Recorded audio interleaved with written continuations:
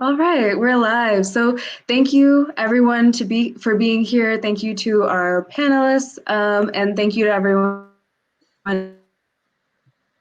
for our YouTube. My name is Rukmini, and I am the Outreach Liaisons at Raksha. And I'm really excited to be hosting and moderating this conversation on South Asian youth and dating violence. I think it's super important that we're having this conversation because when we have larger conversations about domestic violence, we often forget that it's a phenomenon that is super culturally specific, and so we have to tackle it in that way. And even when we do have conversations about domestic violence, often teens and youth are left out of the entities here today to hear from all of our panelists a little bit about how they see this phenomenon happening in South Asian youth communities, specifically those on college campuses, and a little bit of solution building. What conversations can we have to unlearn some cultural biases, and how do we make sure that we end up in a society where we're not worried about our teens being affected by dating violence? So Georgia specific, we rank third highest in the nation for percentage of teens who experience physical violence in dating relationships,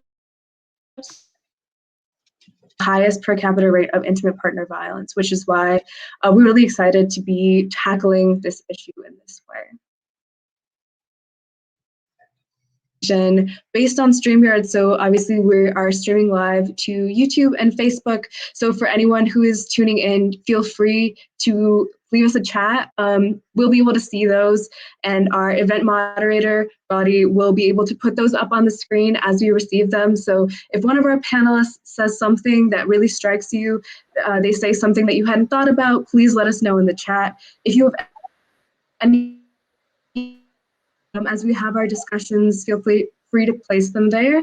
If they're super specific to a point that somebody has brought up, Gauri will, if not, we'll have 10 minutes reserved at the end to answer any audience questions. And so with that, I would like to introduce our event moderator and community engagement and community communications manager, Gauri Shukla. Thanks, Rukmini. We're really looking forward to having this conversation, like I said. And I'd like to begin with thanking our co-hosting partner organizations, which would be NAAAP Atlanta, Chopstick for Charity Grant, with the Chopstick for Charity Grant is supporting us. And thank you to ATL Q&A for supporting our work as well. I'd like to begin with a couple of disclaimers and a few things to note. Which would be that the views and opinions expressed in this conversation belong to the speakers and are not necessarily reflective of Raksha. Also, please note that you'll be sharing private information if you choose to. This is for the audience. And there is a way to ask questions anonymously, which is email me at outreach@Raksha and ask for anonymity, or save your question for the live Q&A. And you could go anonymous as well. I would like to add a trigger warning, which is this conversation will have portions where relationship violence, LGBTQ plus dating violence, sexual violence and abusive tactics will be mentioned. If you need to take a second, we will respect your boundaries. And if you need to talk to an advocate, please do not hesitate to contact Raksha at the number that you can see right now, and email us. We also have a few wellness resources for you to take a moment and, feel grounded and come back to the conversation. So having said that, thank you again to all our speakers for joining this conversation at short notice. And we're really excited to hear South Asian youth voices on the topics of dating violence and, how to build healthy relationships and all related topics. So let's begin. All right, perfect. So I'm going to start by introducing our speakers really briefly. If you want to know more about them, all of their speaker bios are on our social media at Raksha Inc. on our Instagram. But first, I'm going to start with Ovi. Ovi Gore is a representative from the Theta chapter of Sigma Sigma Rho. She's a freshman majoring in neuroscience. Her prospective future goals are to work in a pediatrics department at a hospital, and she is passionate about social issues, especially within the Desi community that need more public awareness. Thank you for being with us. Our next speaker is Rohan. Rohan is a third year at Emory. He's majoring in biology, and he's a representative from Emory's Indian Cultural Association. He looks forward to speaking about social issues in the Desi community. Next, we have Isha. Isha is a sophomore at Emory. She's majoring in neuroscience and behavioral biology, as well as minoring in econ. She hopes to be a doctor and advocate for social justice issues such as mental health awareness within the South Asian community. And then we have Aiman. Aiman is a recent grad from Georgia Tech. She is involved with local organizing in Atlanta and specifically in the sphere of gender violence. She's interested in the intersections of community, sustainability, and law and politics with civil and human rights. We also have Rupkatha. She is a third year at Georgia Tech. She has worked extensively with Raksha throughout high school and as a youth advocate, facilitating conversations about dating and sexual violence among her peers. We also have Janani with us. They are the coordinator of dating violence prevention at the Partnership Against Domestic Violence. They work with community to provide dating violence prevention programming and resources to the widest audience possible. And finally, last but not least, we have Twisha. Twisha is a second year at Emory, a psych and women's gender and sexuality studies major. She was born in New Delhi before moving to Atlanta, and she's an advocate for women's rights, LGBTQ rights, and Black Lives Matter. So thank you all for being here. As you can see, we have a wide range of perspectives, and I'm interested to see what you all have to say as we dive into our conversation about dating violence and South Asian youth. So the very first question that I have for you all is, how do you see dating and sexual violence showing up in the college landscape?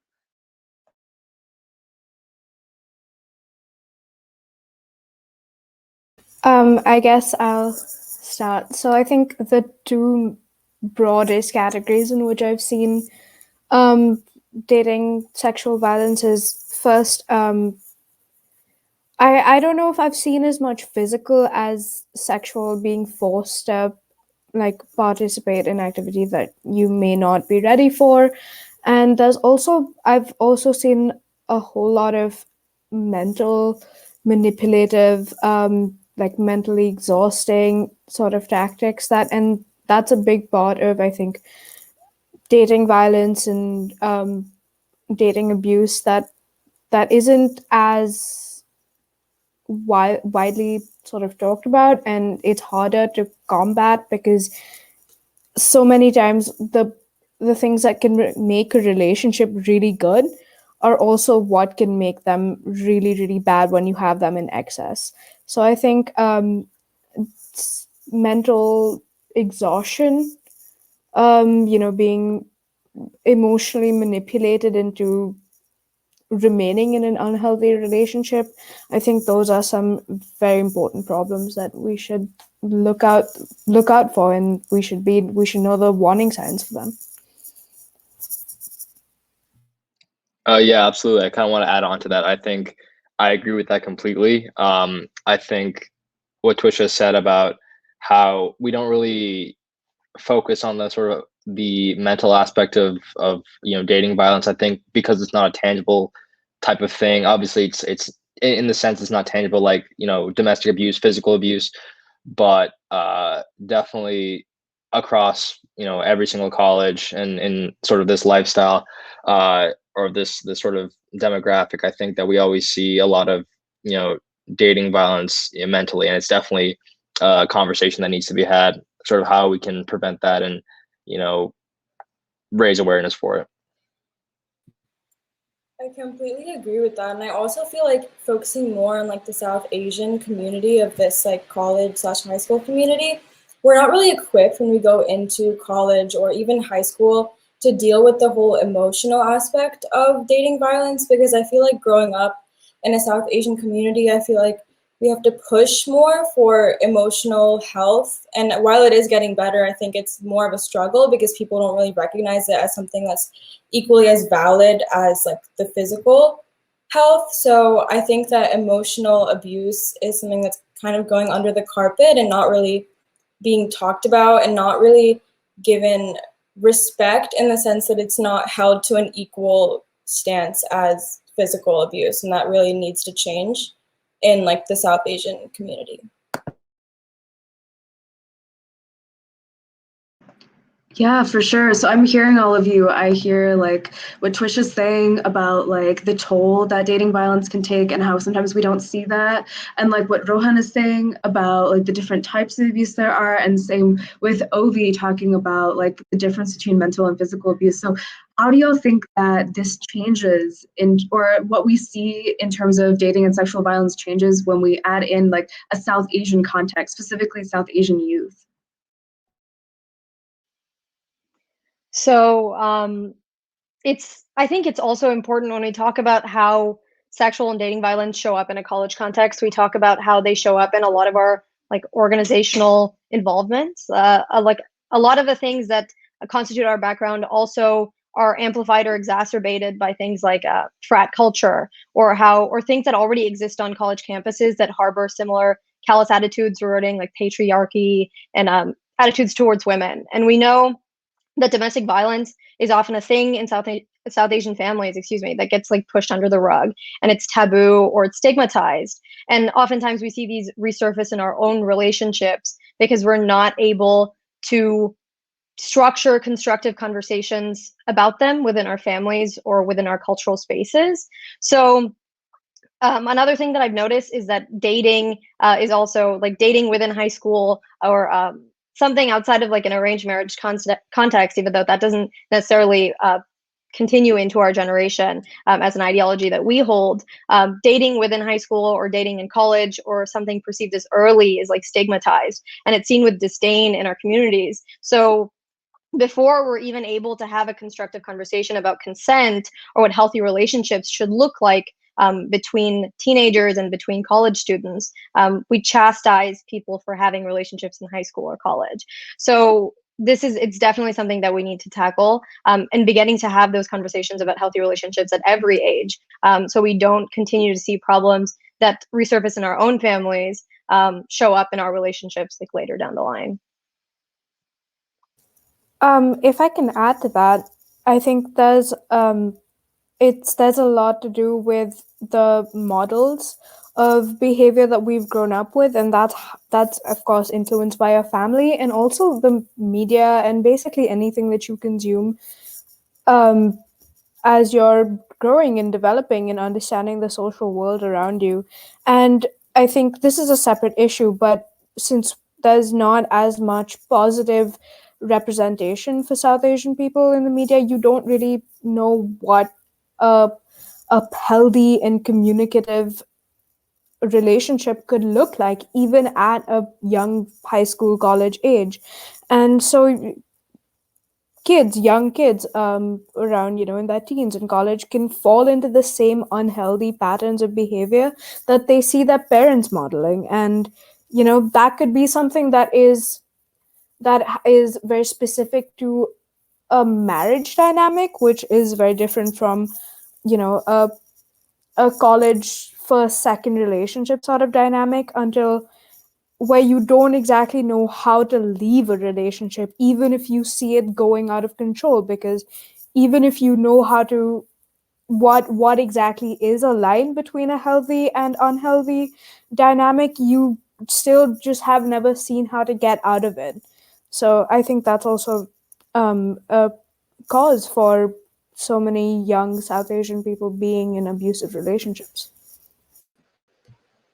I'd like to echo in on that a little bit. I think that coupled with what we see in the house, paired with what we see in the media, specifically in South Asian households and South Asian media, kind of changes our expectations and standards for things. So, you see a lot of times you see abuse in the household, and then you see very unhealthy relationships in Bollywood films, for example, which is a huge source of media for a lot of South Asians.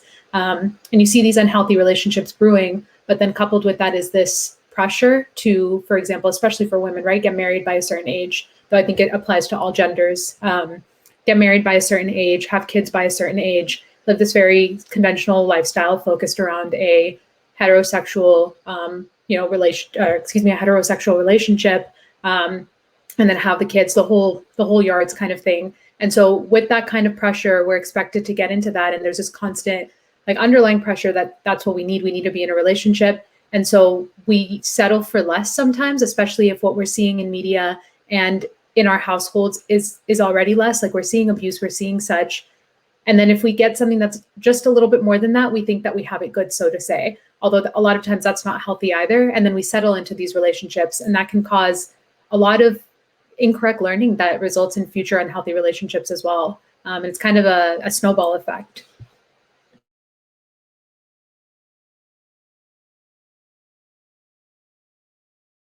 Yeah, absolutely. I'm hearing you guys, like I think that what Twisha was saying about like the ways in which like certain relationships are modeled like flows really neatly into like Aiman, what you're saying about like what we expect from relationships. So I'm wondering like what else do you guys think, what other cultures, like generational differences or like traditions like shape the way that like South Asian youth are experiencing dating and therefore how they're experiencing dating violence?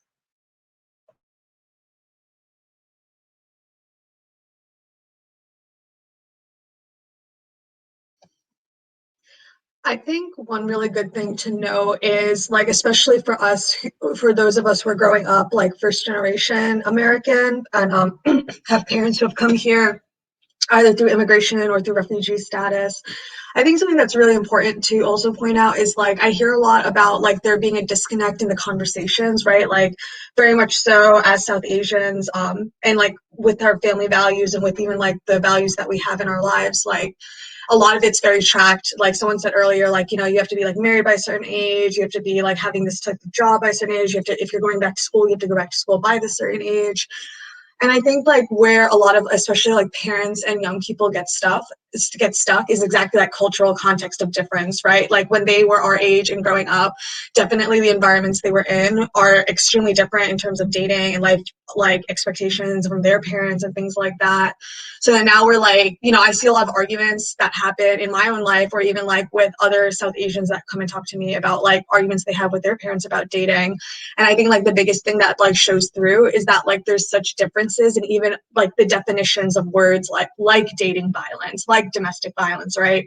And I think because like someone said earlier, these things are not talked about as extensively as they should be, especially within our culture, with being like one of the honor-based cultures.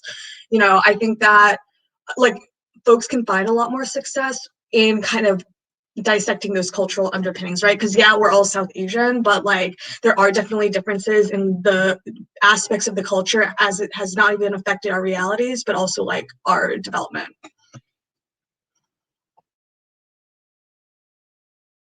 For sure. Does someone want to dig into any like specifics about like what are some of these values that make it hard for people to speak up about South Asian people to speak up about dating or dating violence?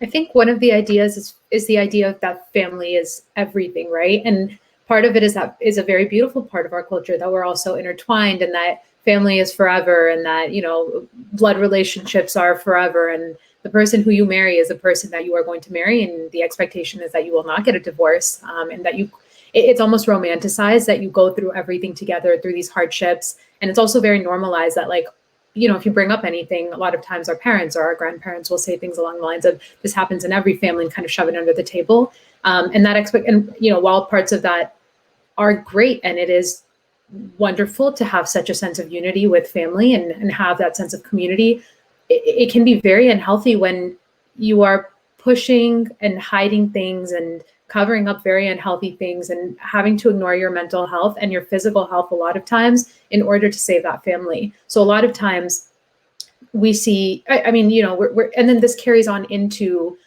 young adults going into relationships and then that's the expectations they have. And then they grow up and they get partners, they get married, they have children and the cycle just goes on and on. But it can start from things like, there's so many cases of young South Asian children who are sexually abused by people in the household. And, statistically speaking, sexual assault survivors many times are their batterers are people who they know, and they're people in the family. And you tell a family member and they're like, no, like, we can't bring that up. It's going to ruin the family. How it affects, of course, we talk about how society perceives us and that judgment very often. But there is that sense of we have to hold family together no matter what, like they're your ride or dies no matter what. But a lot of times it can turn into something very unhealthy where we're completely pushing aside our mental and physical health. So I think that's a huge part of it. I think another thing to definitely dissect alongside this aspect of how family is central to our lives and how honor is like one of our strong moral principles is also like gender inequity. And oftentimes when we're having these conversations on larger platforms, we see that the conversation is driven by a lot of like non-male identifying people. And Rohan is here with us today, so that's wonderful. But a lot of times when we see these conversations happening, it's facilitated by people who are victims of domestic violence, and they're inadvertently or disproportionately being affected by the issue. So it almost feels like the conversation is not fully open or accessible to everybody because we have gender biases that inhibit us from actually dissecting the problem and who it's disproportionately affecting. And I can speak from personal experience, and I'll do this briefly. It's not specifically related to dating violence, but we had a few female friends and I had an experience over the summer where we tried to start a conversation in our cultural community about like a specific topic, and it was very aggressively shut down. But the way that it was approached was that we were young women who shouldn't have said something, and we got backlash because of that. So there's a lot to dissect there in terms of who is being affected, why they're being affected, and how we can make this conversation accessible to not only people who are necessarily victims of sexual and dating violence, but also people who may be facilitators or perpetrators because of their background and because of the social situations that they've grown up in. That's a hugely important point. And I think that it goes back to what Aiman was saying about like how we even define these words. Like, what is dating violence? What is domestic violence? I think, I think over the summer, like the film Thappad came out, where like it's a movie, right? It's a Bollywood movie about a woman who gets hit once by her husband and what happens after that. And I think a lot of the familiar conversations were like, exactly what Aiman was saying, that happens. And so, yeah, along with like the honor and don't shame your family, it's also like not seen as that big a deal, right? So all of these things are coming together to create a culture that can make it hard for people to speak up. And that's, not even taking into account like what someone was saying earlier about like a lot of the attention going to people who are in heteronormative relationships. And so I kind of want to pivot the conversation a little bit to talk about intersectionality and ask, how do we see the intersection of being LGBTQ, being South Asian, victimizing people in terms of dating violence? So I think combined there's an intersection of how a lot of young South Asian people are not really allowed to date very much, and so a lot of dating itself is very secretive. You don't want your parents to know that you're with a boy or a girl or someone, and that is sort of doubled when you're in an LGBT, a non-heteronormative relationship. So because you're hiding your relationship, and you're also hiding many times, your identity. And then if you are in a relationship, then this other person, who is often also very closeted, is the only person that you know who has this similar identity. So a lot of LGBTQ kids in any context really grow up very closeted and very isolated. And if you're in a relationship like that, your partner becomes your entire emotional support system, and that is very dangerous in terms of codependency, in terms of having a very shared understanding of mental health, and just a lot of mental illnesses then become shared, and they become someone else's responsibility. And that's a very difficult thing to put on someone who is also very young and probably doesn't know how to deal with their own mental health in the first place. So I think something that I've seen time after time in LGBT relationships, especially like this is emphasized in the South Asian community, the level of closeting and isolation that you get, and then how you have only one outlet or maybe two outlets in it's it's incredibly damaging to your mental health, because that's how things become emotionally manipulative, and then there's nowhere to turn. There's very often you don't feel comfortable going to your parents or your teachers or to anyone else, because not only are you in a relationship that you're not allowed to be in the first place, you're also going to face a level of homophobia. So I think that's so ingrained in the South Asian community. And yeah, that's all I have to say on that. Yeah, so I mean, it's a big topic, so I think that LGBTQ youth have, they already have, like, especially being in the deep South right now in Georgia, like, there is a lot of, like, there's a lot of homophobia, there's a lot of transphobia, there's a lot of, like, misogynoir that happens, like, down here. And I think, like, in my experiences too, I wouldn't really say I resonated with, like, being codependent on, like, an individual partner because, like, I wasn't accepted in my community. I think that, like, in terms of my generation of my community, like, it was because we all grew up, like, in the States, like, pretty Americanized culture, but still had our, like, I'm Sri Lankan, we had our Sri Lankan Tamil culture.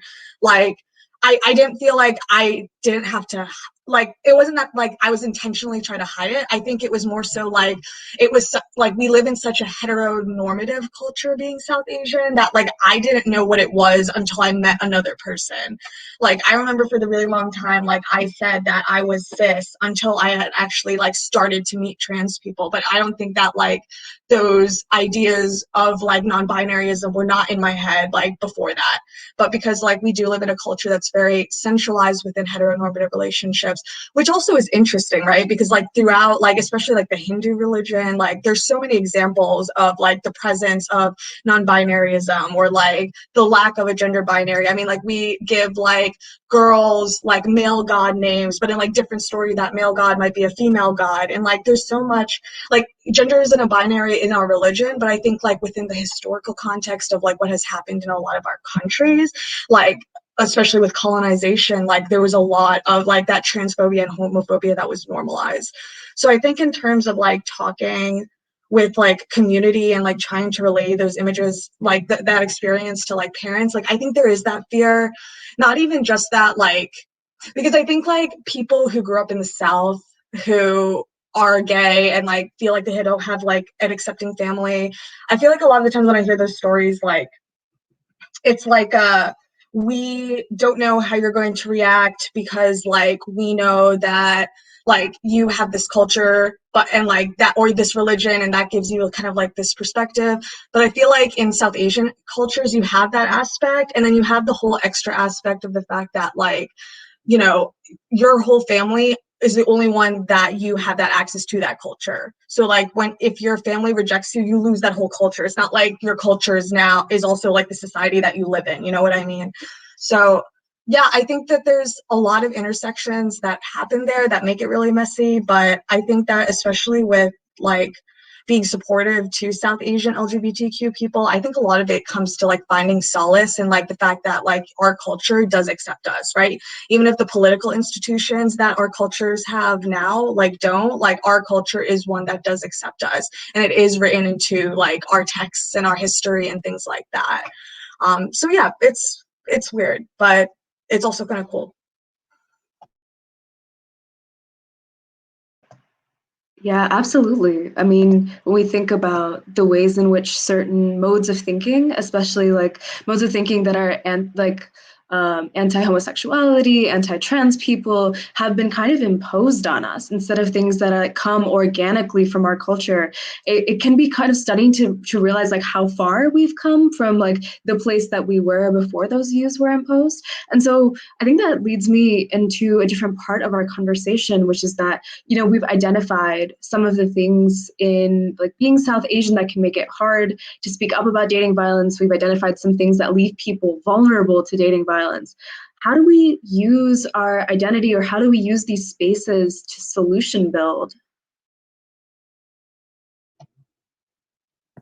I love community organizing all the way. Y'all are all young. I think I'm like maybe a year older. I graduated out of Emory in 2018. I started community organizing when I got out, and it is honestly, it's free therapy. First of all, you just get to meet all these different people, and you see that like these issues exist in all these different cultures, right? So you're really able to find community in that. And it really is just like collective power is so real. You know, we just saw that happen in the election with AAPI, Manasa, Latinx communities. Like we really went, Black communities, we really went out and we mobilized our vote, and, you know, we flipped our state blue. And I think definitely like there is a piece in that for young South Asian people. And really like the research shows that the number one protective factor across the board for dating violence is actually peer support. And by building those networks and showing folks that like, you know, you don't have to be scared because there's always going to be people here who can talk to you or like explain it to you, and like you don't have to feel judged about that, it's always the best way to go. So organize. One thing that I wanted to add on to that is like just building a support system, which I think you just kind of talked about, but a lot of the times like we don't really find our support systems back home, like in our family. So it's really important to give people who are victims of any sort of dating or domestic violence a place to go to. And I think that like having those difficult conversations can definitely initiate that support system. And just changing, like moving the needle slowly by having conversations that are very difficult to have with people you know are going to be stubborn is just going to like, again, get a source of community and just build like a really good support system for people who are victims.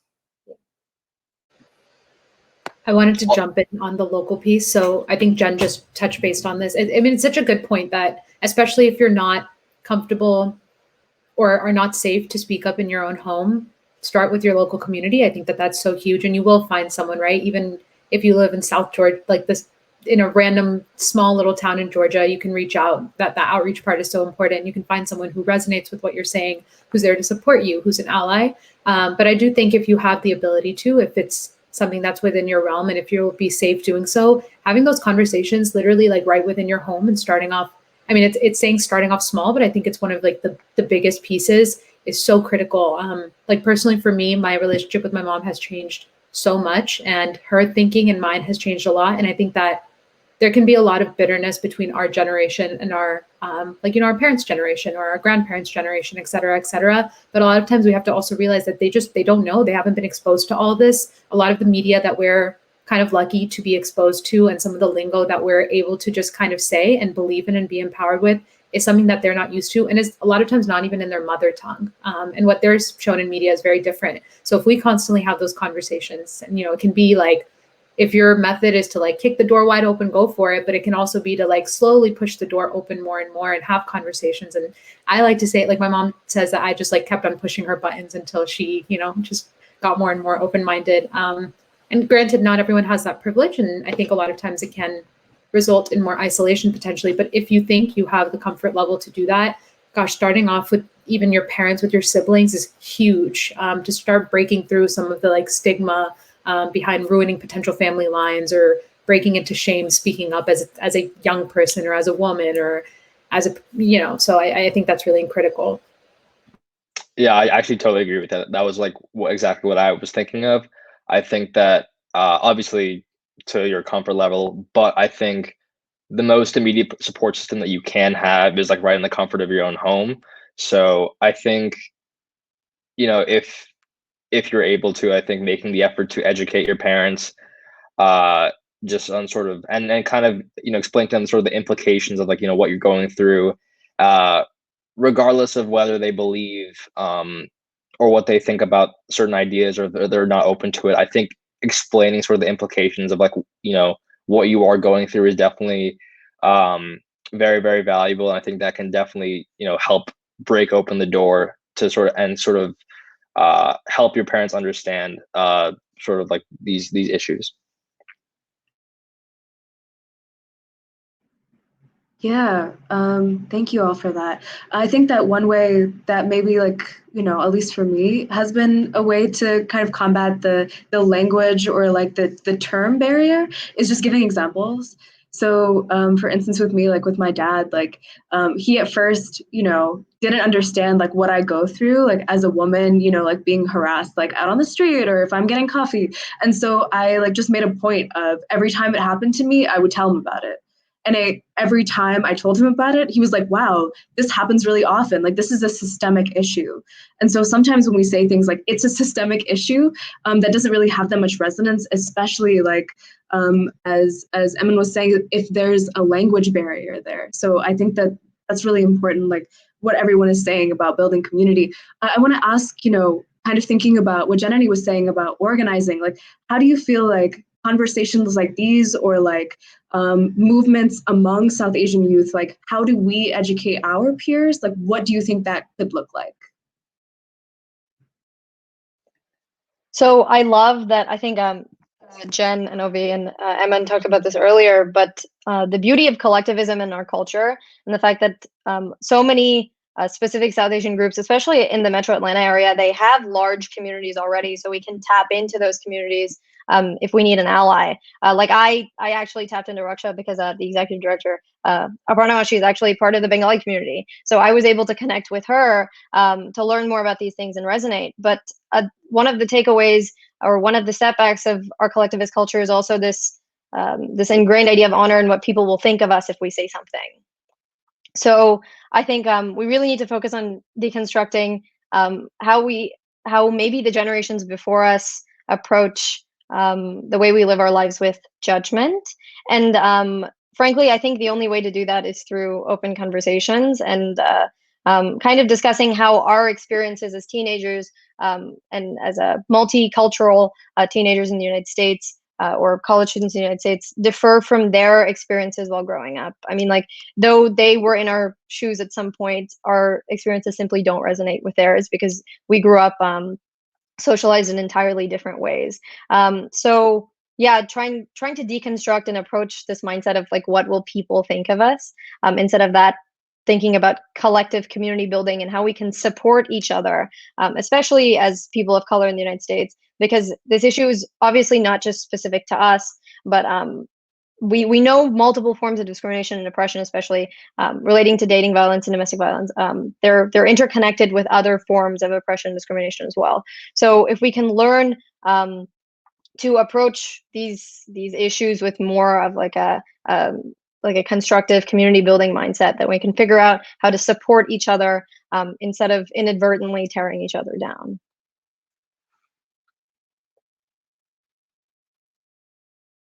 Yeah, absolutely. Thank you. I want to take this moment to acknowledge a question that somebody asked from our Facebook Live, and they said, how can parents help their youth? And so we can think about this like broadly in terms of like understanding a generational divide, and we can also think about it in terms of like, how can parents be more supportive to youth who have experienced dating violence? I think so. Just personally speaking, a big thing with I had just mentioned my mom and I's relationship and touched in on that, and collectively with my sister, us three are quite close. But I think there was this big both generational gap, which caused a lot of, there was also a big cultural gap, which kind of showed our differences between how we thought about relationships and what was healthy and what was not.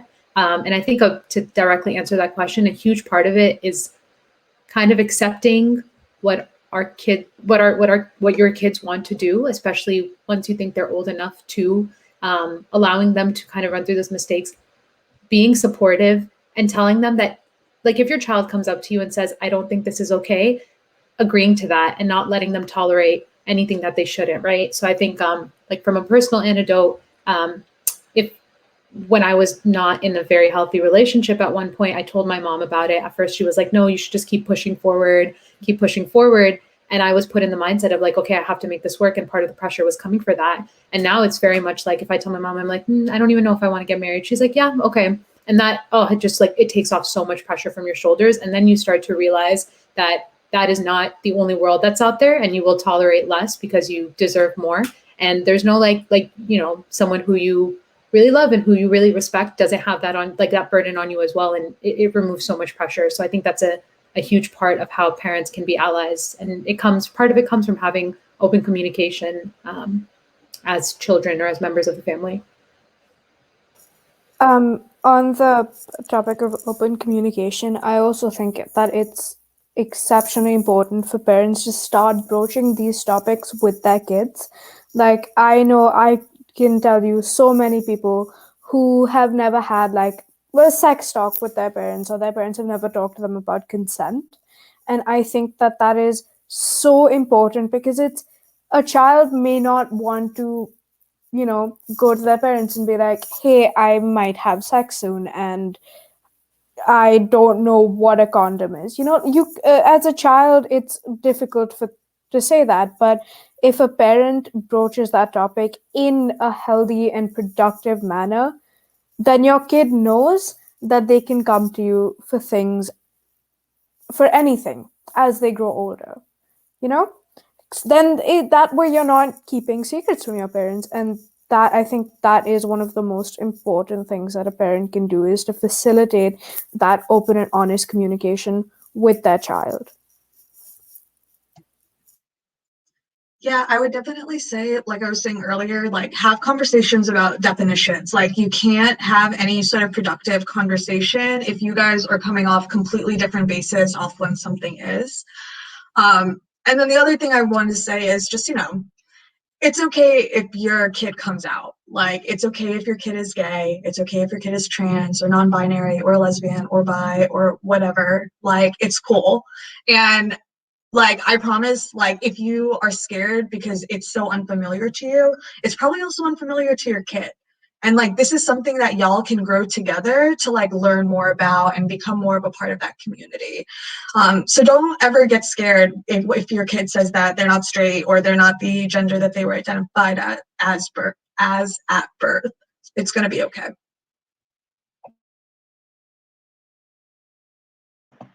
That's a great point, Jenny. Thank you for bringing that up. All right, y'all.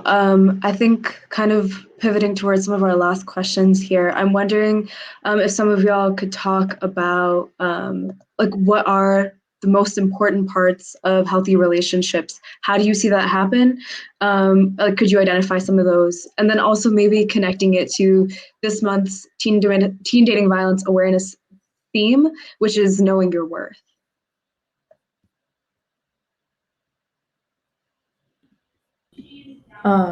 I feel like a pretty key point in healthy relationships is like being able to kind of be comfortable being vulnerable and like showing affection and things like that. And I think that there's a really big emphasis like in the South Asian community where people kind of are expected to respect their parents no matter what happens. And that's like a really great and valuable thing. But I think also it kind of prevents like parents from showing like affection openly because they kind of have this like very like power dynamic kind of relationship. So I think that parents making an effort maybe to reach out to their kids and like congratulate them on things and like show that like affection is something that is healthy and like acceptable in a relationship is pretty important. And I think that kids learn from their parents. So if they see that their parents can do that, that can like change how you behave too and what you accept in your relationships.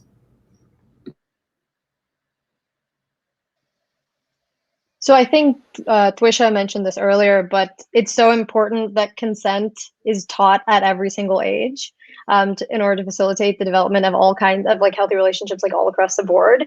And I think in speaking from personal experience, like a lot of relationship models that I viewed were based on like some kind of idea that like you owe something to your partner because you're in like a life bond with them, but it was never really explained. Like no establishment of boundaries or understanding of like a personal independence was really ever established. It was very much like once you're bound together, like you're a unit, and you owe it to take care of each other, and there's no real establishment of boundaries there. So it's so important to tie in this idea of consent and making sure your child knows that they don't owe anything to anybody, and about personal autonomy and bodily autonomy, because that definitely affects their perspective of themselves and their position in their future relationships. And it ties into this month's theme of knowing your worth, because everybody is deserving of love, and belonging and acceptance at their own capacity, and whatever they're willing, however they're willing to put themselves forth in a relationship, on the basis of their own boundaries. So that's establishing boundaries, not making your child feel from the very beginning as if they owe somebody something in a relationship. I think that's super important. I think a really big part, something that I'm very passionate about, is that when you talk about relationships, like understanding the fact that romance is not the front and foremost of everything, which I think a lot of, and it's not just South Asian, I think Western media, any culture kind of portrays romantic relationships as being the center of our world, but recognizing that you can access and have anything and everything you want in life without having that romantic partner that's so built up in our heads and built up by everything that we see. So, if your best friend is your partner, okay, that's fine. And if you choose to have kids as a single woman or as a single man or as a single person, like that is more than okay. Or if you choose not to have the traditional 2 kids, wife, husband, family, that's okay too. And, relationships can be formed in any which way, and it does not have to be driven around romance. And even if it's driven around romance, it doesn't have to be driven around a sexual relationship. And I think that's something that the more we come to realization for, the more we realize, are we forcing ourselves to be in relationships where maybe we're not being treated or it's as well as we should be, because there's so much pressure to be in one, just because society kind of tells us to, rather than, am I satisfied with my life without one? And I think that's a really fair thing to consider. So. I think also your partner should not invalidate your emotions or your emotional responses to something, because that's sort of a way of controlling your emotion, or it could be in the future. So for just as an example, if you have one person A in the relationship, like cries a lot, like what something happens and their way of dealing with it emotionally is by just crying about it, that's fine for that person. And maybe person B isn't much of a crier, cries once every 3 months. Person B still has no right to tell person A to shut up or stop crying, or that crying is an invalid response, because it's not. So that's just an example. But anything of that sort, like, no, you should be able to express your emotions, because that's the only way you can deal with them. So yeah, that's a pretty big part of having a healthy relationship.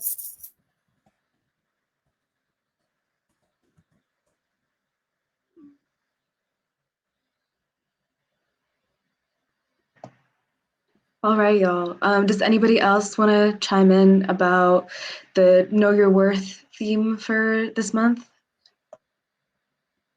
I think that one thing about like the whole know your worth thing is just knowing like what you need and what you deserve. And I feel like a lot of the times in healthy relationships, in order to give someone else what they need, you have to first know what you need and know what's not okay, what is okay, and be able to communicate that. And you can't communicate it if you don't know what that is. So I think a lot of the times like self-reflection is really important, to kind of take a step back and be like, okay, what do I want out of this? What should I be giving myself before I look for it in someone else?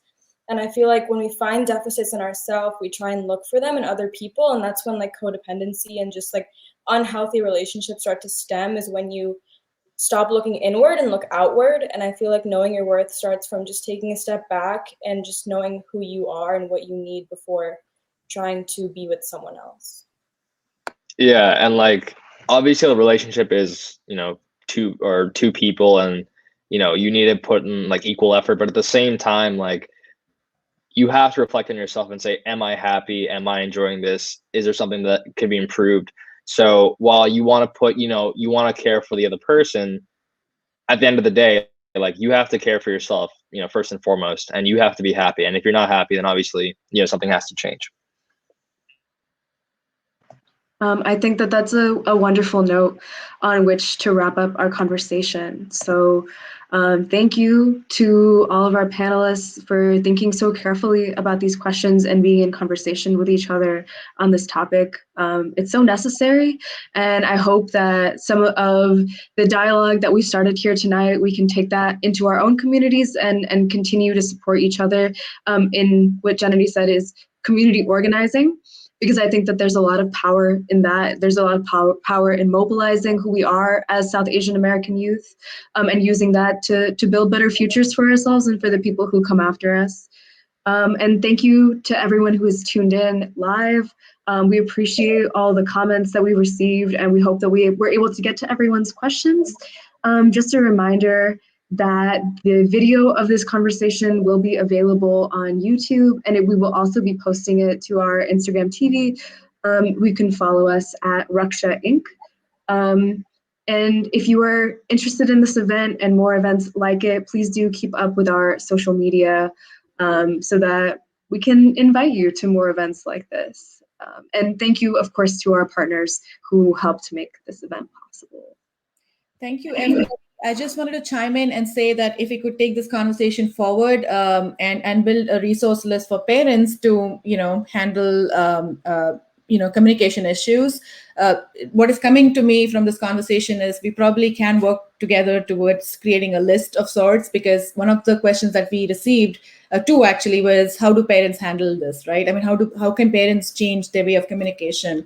And that probably is one of the critical elements in addressing teen dating violence or dating abuse. So looking forward to extend this conversation more. And thank you so much for your time and adding your valuable thoughts and opinions and inputs to this conversation. Yeah, all right. For our teen dating violence resource list, you can check out our website, which is Raksha.org. We have a page on there for which has like a flyer with resources for teen dating violence, ways that you can support, and ways that if you know somebody who's going through teen dating violence, that you can help them get support. All right. Thank you, everyone, for being here, and good night.